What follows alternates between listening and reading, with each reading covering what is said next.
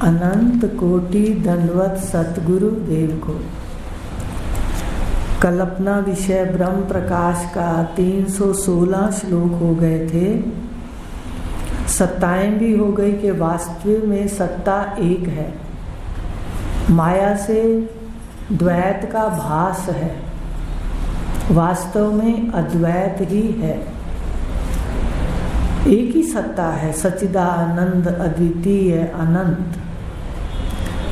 अब ये कहा कि उस 5 लक्षण आपको जो मुख्य बता दिए, इस शुद्ध चेतन ज्ञाता ज्ञान स्वरूप, उसके अंदर जो आकार है वो हमने अध्यस्त कर लिए अज्ञान के कारण।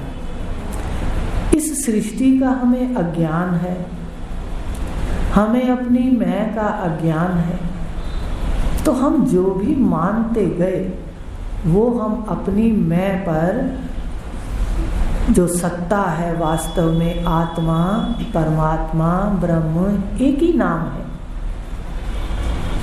एक ही का नाम है सारा, उस पर हमने सारा अध्यस्त कर दिया। मैं स्त्री, मैं पुरुष, मैं सुखी, मैं अच्छा, मैं बुरा, मैं के ऊपर सारा अध्यस्त कर दिया। तो अगला 317 श्लोक कहता है, अध्यस्त रूप वस्तु अधिष्ठान रूप है, कि जिस पर तुमने अध्यस्त किया है, जिसके ऊपर तुमने झूठ बोले हैं, आरोप लगाए हैं कि मरने वाला है, पापी है, पुण्यात्मा है, मैं के ऊपर आरोप लगाए, ये मैं वास्तव में अधिष्ठान रूप है। अधिष्ठान कौन है? अब अधिष्ठान को देखने के लिए हमें 2 प्रक्रियाएं करनी पड़ेंगी। सबसे पहले पिंड और दूसरा है ब्रह्मांड। ब्रह्मांड में हम सामने जो देख रहे हैं, इसमें से सत्ता को जानने के लिए, अधिष्ठान को जानने के लिए हमें ब्रह्मांड से गुजरना पड़ेगा। ब्रह्मांड का जो आश्रय है, जहाँ ब्रह्मांड लीन होता है, उसको संज्ञा है शुद्ध चेतन को अधिष्ठान, जगत का अधिष्ठान। जब हम जगत कहते हैं तो अपना शरीर भी उसमें आ जाता है, सारे जगत का अधिष्ठान। इधर देखेंगे सामने तो ये अधिष्ठान में जाकर लय होगा, इधर सफर करेंगे वृत्तियों का तो अधिष्ठान से मिलेंगे, ब्रह्मांड में सफर करेंगे तो। और अगर पिंड के अंदर, अगर पिंड की ओर जाएंगे तो रोज हम अपने घर की ओर जाते हैं, हम रोज सफर करते हैं, बस जानते नहीं। तो जब अंदर की ओर जाते हैं तो वहाँ हम ज्ञाता से मिलते हैं, वहाँ अधिष्ठान नहीं है, स्वयं प्रकाश में स्वयं ज्ञाता हूँ, ज्ञाता। पिंड में अंदर जाते हैं, अपने मूल को देखते हैं तो मैं ज्ञाता, सुषुप्ति का ज्ञाता, वहाँ कोई दूसरा नहीं, अधिष्ठान कहेंगे, प्रकाशक। और ब्रह्मांड का लय करेंगे सारा, मूर्तियों का लय पृथ्वी में, पृथ्वी का लय जल में, जल का अग्नि में, अग्नि का वायु में, वायु का शून्य में, आकाश में, और उस आकाश और शून्य का प्रकाशक शुद्ध चैतन्य, माया रहित शुद्ध चैतन्य, ब्रह्मांड का प्रकाशक, माया रहित और सहित शुद्ध चैतन्य प्रकाशक है। इधर पिंड में भी ज्ञाता है, प्रकाश स्वरूप अपनी मैं है, आत्मा है। ये दोनों प्रकाशक ब्रह्मांड और पिंड के दोनों एक है, उसको ब्रह्म कहते हैं। बताओ, इतनी सी बात है।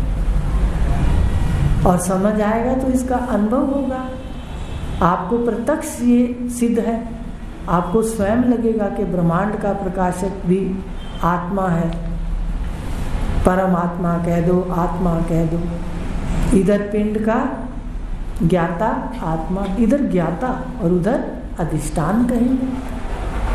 उधर अधिष्ठान प्रकाशक, इधर ज्ञाता है शुद्ध चैतन्य। तो ये दोनों वास्तव में एक है, ऐसा अनुभव करो, प्रयत्न करो सिर्फ श्रवण से। तो कहा कि ये जो अध्यस्त वस्तुएं हैं सारी किस पर हैं? अधिष्ठान। इधर ज्ञाता, ये जो शरीर है किस पर अध्यस्त है? अभी बता दिया, ज्ञाता पर। और इधर अधिष्ठान पर। इधर कहेंगे तो अधिष्ठान शुद्ध चेतन कहेंगे, ईश्वर भी कह सकते हैं। इधर ज्ञाता कहेंगे। ज्ञाता पर सारे आरोप कर दिए हमने, शरीरों के आरोप, संबंधों के आरोप, मैं ज्ञाता। और इधर सारी ब्रह्मांड का आरोप हमने अधिष्ठान, चेतन, शुद्ध चेतन, ईश्वर कह दो, उस पे कर दिया। परमात्मा कह दो। अब आत्मा और परमात्मा, जगत ये सारा अद्वैत है, ऐसा अनुभव करना, ऐसा प्रत्यक्ष सिद्ध हो जाना, ये ब्रह्म है। सर्वम खल्व इदं ब्रह्म। तो पहले आपको याद करना पड़ेगा, उस रास्ते से निकलना पड़ेगा। तो इस प्रकार कहा अध्यस्त वस्तु। अध्यस्त माने जीव की सृष्टि और ईश्वर की सृष्टि दोनों अध्यस्त है चेतन पर, शुद्ध चेतन पर। तो अध्यस्त पदार्थ अधिष्ठान रूप ही है। मिट्टी के मटके, प्याले, कटोरे, मेरे मटके, मेरे प्याले, मेरे कटोरे, दोनों हो गए सृष्टियां। आकार और उस पर आरोप नाम का, ये मिट्टी रूप है, मिट्टी से भिन्न कुछ नहीं। ऐसे ही सामने सच्चिदानंद अस्थि भांति प्रिय है, आकार आरोपित है, दूसरा कुछ भी सत्य नहीं। जो दूसरा दिख रहा है वो मिथ्या है, जादू का खेल है, वास्तव में दूसरा सत्य नहीं।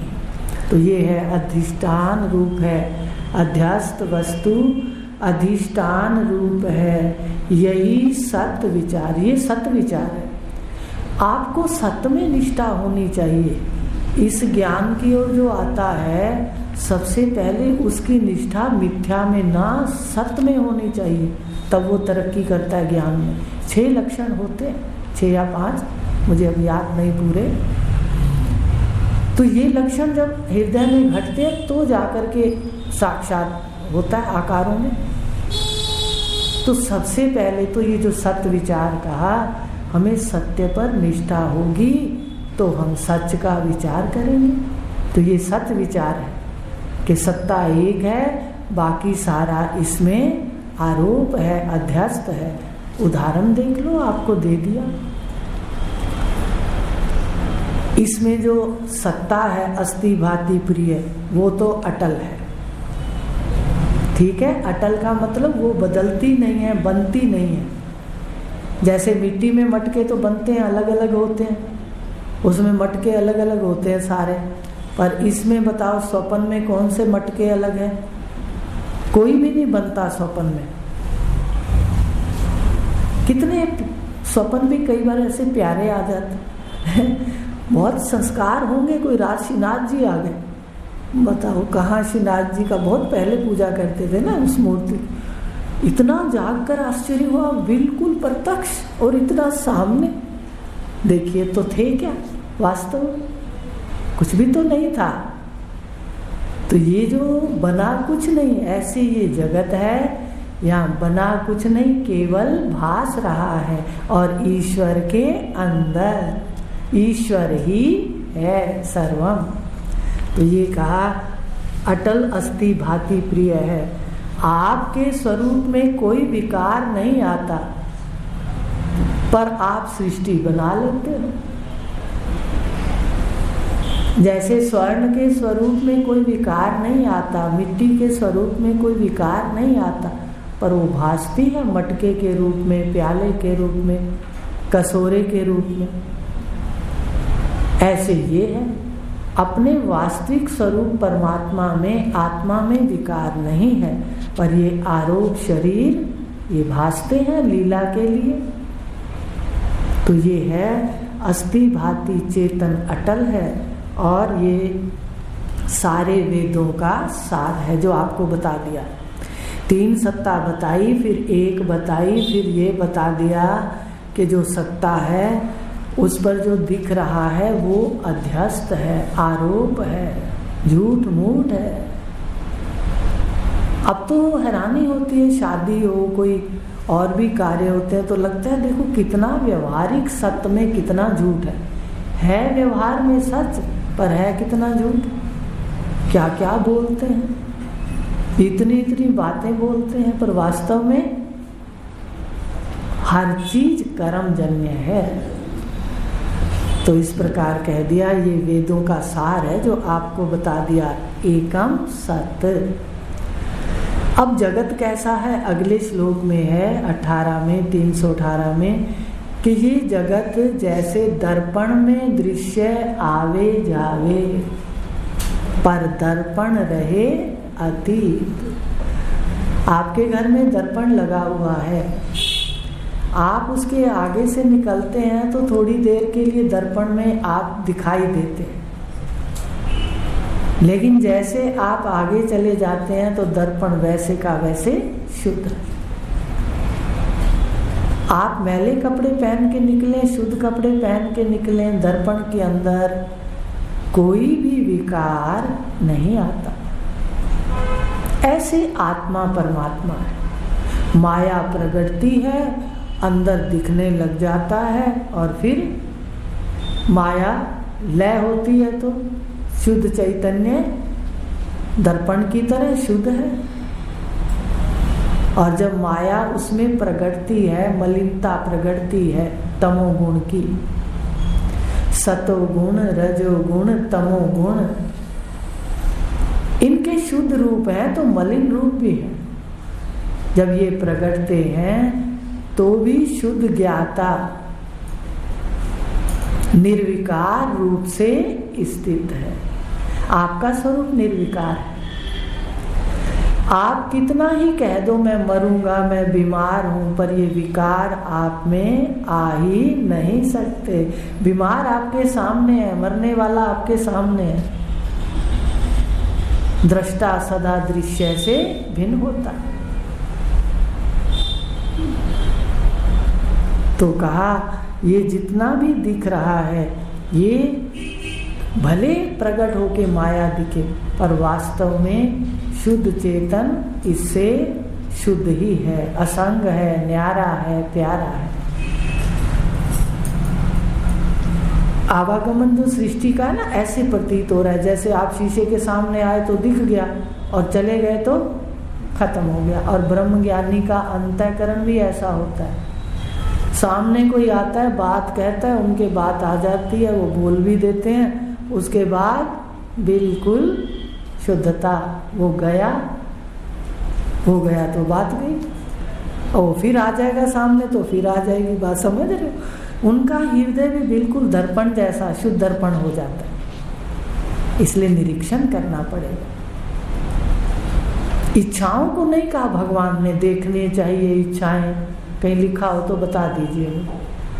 भगवान ने कहा देखना चाहिए कर्म, के विकर्म ना हो जाए, और तू अकर्ता है, ध्यान रखना इस बात का। व्यवहार सारा करो विवेक से, पर अकर्तापन पे बैठकर। आपको यही तो कह रहे हैं, माया के कार्य में अंतःकरण समेत कार्य करो, पर बैठो ज्ञाता पर, अधिष्ठान पर। इधर देखो तो अधिष्ठान की ओर चले जाओ, इधर आओ तो ज्ञाता की ओर चले जाओ। ये अभ्यास करना पड़ेगा, क्योंकि इतना अभ्यास जगत वालों ने करा दिया कि अंतःकरण पर लकीरें पड़ गई। अभी बताया ना कि स्वप्न में श्रीनाथ जी आ गए, बिल्कुल इतने स्पष्ट, वही कपड़े, वही सारा। जागते हैं, सुबह सुबह का समय था, 4:30-5 जैसे उठते तो कैसे संस्कार? संस्कार डले, आकार किसने लिए? अंदर संस्कार ने लिए, चाहे वो अच्छे हो या बुरे हो, लेकिन तुम हो, यहाँ रहो, संस्कारों में नहीं रहना मैं दृष्टा। तो अब तो हंसी आ जाती है, देखो मेरा ही अपना आप और मैं तो साक्षी हूँ। यहाँ कुछ आता रहे सड़क पर, कभी कुछ आ जाए, कभी कुछ आ जाए। ऐसे याद रखना, इच्छाओं का निरीक्षण नहीं कहा। इच्छा कोई भी आ सकती है, आपसे बिना पूछे आएगी। इच्छा पर आपका नियंत्रण नहीं है, पर कर्म पर आपका नियंत्रण है। ध्यान देना इस बात का। रोज श्रवण करने से हमारा हृदय शुद्ध हो जाता है, क्योंकि रोज हम सुनते हैं, व्यवहार के अंदर अपने आप लागू हो जाता है। तो इसलिए कहा कि ये जो आवागमन है, जगत प्रकट हो रहा है, प्राग भाव है जगत का, फिर प्रध्वंसा भाव है, मिट जाता है। ये रोज भी हो रहा है। सुबह उठते हैं प्राग भाव, रात को जाते हैं सारा सिमट जाता है, प्रध्वंसा भाव, प्रध्वंस हो जाता है। ऐसे सृष्टि में है ब्रह्मांड प्राग भाव, ब्रह्मांड प्रध्वंसा भाव भी होता। इसको आना जाना कहते हैं। ऐसे आता जाता रहता है जगत, पिंड, ब्रह्मांड, पर तुम प्रकाशक सदा हो, ये ध्यान रहे, इसमें निष्ठा हो। ऐसी बुद्धि को पंडा बुद्धि कहते हैं, पंडित उसे को कहते हैं। घर पहुंचने के लिए ये बुद्धि भी जरूरी है, विवेकवती पंडा बुद्धि। आत्माभ्यास भी जरूरी है, सत्य पे निष्ठा भी जरूरी है, तो ये काम होगा। निष्ठा झूठ पर है, बैठे झूठ पर बात करते हैं और बात सत्य की करते हैं, तो नहीं होता। तो इसके लिए दो चीजें अति जरूरी हैं, सेवा और श्रद्धा। गीता भरी पड़ी है भगवान ने, और आज्ञाएं हैं कामिल गुरुओं की। देखिए सारे विश्व के अंदर ज्ञान नहीं है तो सेवा तो सभी कह देते हैं भाई करो, सभी गुरु कह रहे हैं ना कि अंतःकरण को शोधन करो। तो बताया ये सारा दृश्य उस ब्रह्म सत्ता में प्रकट हो रहा है, लय हो रहा है। सागर में लहरें उठ रही हैं और लय हो रही है। आपके मन के अंदर संस्कार उठ रहे हैं, स्वप्न की सृष्टि उठ रही है और लय हो रही है।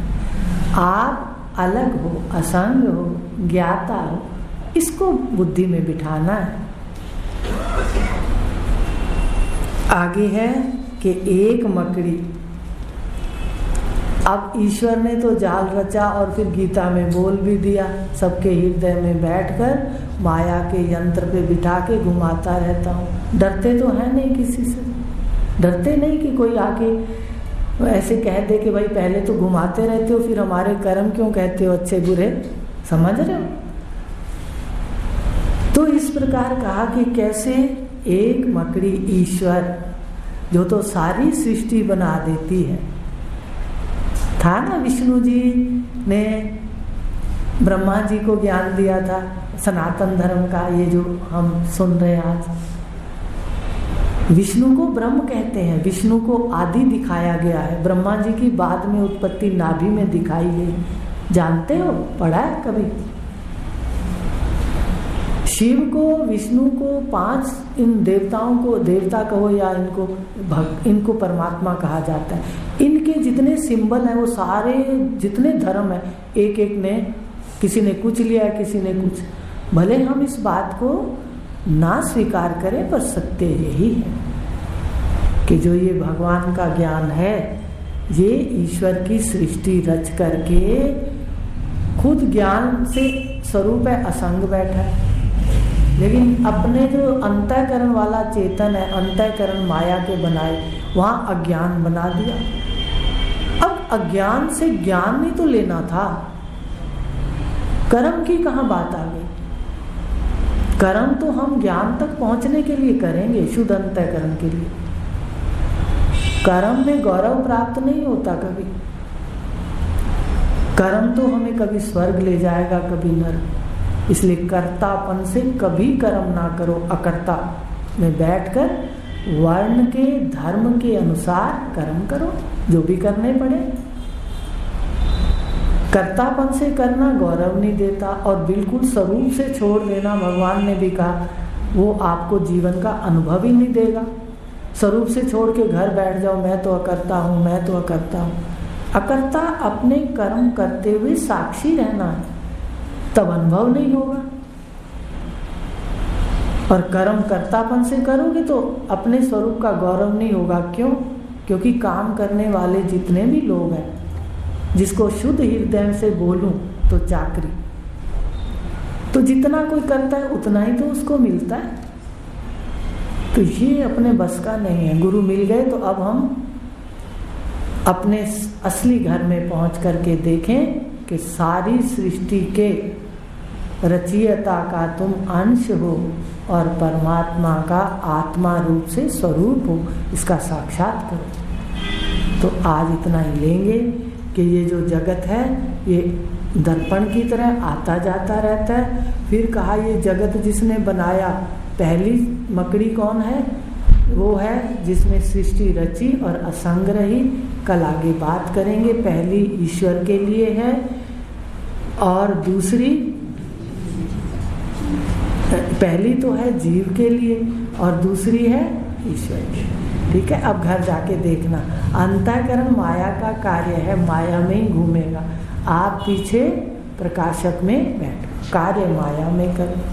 ओम पूर्णमदः